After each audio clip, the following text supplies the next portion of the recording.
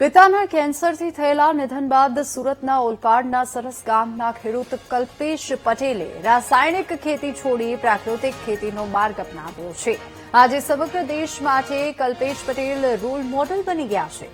માત્ર 3.5 વીઘા જમીનમાં કેળાની 50થી વધુ જાતોનું સફળ વાવેતર કરી અન્ય ખેડૂતો માટે પ્રેરણારૂપ બન્યા છે અને કલ્પેશ પટેલે પ્રાકૃતિક પદ્ધતિથી અનોખો રેકોર્ડ સર્જ્યો। ખાતર અને જંતુનાશક દવાઓના ખર્ચમાં 0% ઘટાડો કરવાની સાથે તેઓ કેળામાંથી વેફર અને પાવડર બનાવી મબલખ કમાણી કરી રહ્યા છે। કલ્પેશ પટેલની અદભુત સફળતાની નોંધ ખુદ કેન્દ્રીય કૃષિમંત્રી શિવરાજસિંહ ચૌહાણે સોશિયલ મીડિયા પર લીધી છે, જેને પગલે આજે દેશભરના કૃષિ વૈજ્ઞાનિકો અને ખેડૂતો કલ્પેશ પટેલના ફાર્મની મુલાકાત લઈ રહ્યા છે।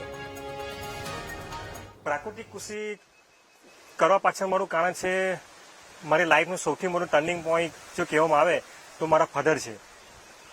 2011ની સાલની અંદર મારા ફાધરને કેન્સરની બીમારી આવી, ત્યારે આ ક્ષેત્રની અંદર કદાચ ફર્સ્ટ કેસ હશે જે કેન્સર આવ્યું મારા ફાધરને।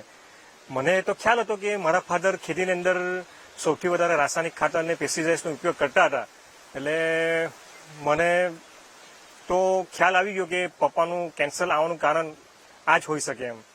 એક મનોમન એક દિમાગની અંદર એક ઠોસ બેસાઈ દીધેલી હતી કે આપણે એક ઝાડ રોપવું છે, તેની પર એક ફ્રૂટ આવશે ચાલશે, પણ એ વિધાઉટ કેમિકલનું ને વિધાઉટ પેસ્ટિસાઇડ્સનું હોવું જોઈએ।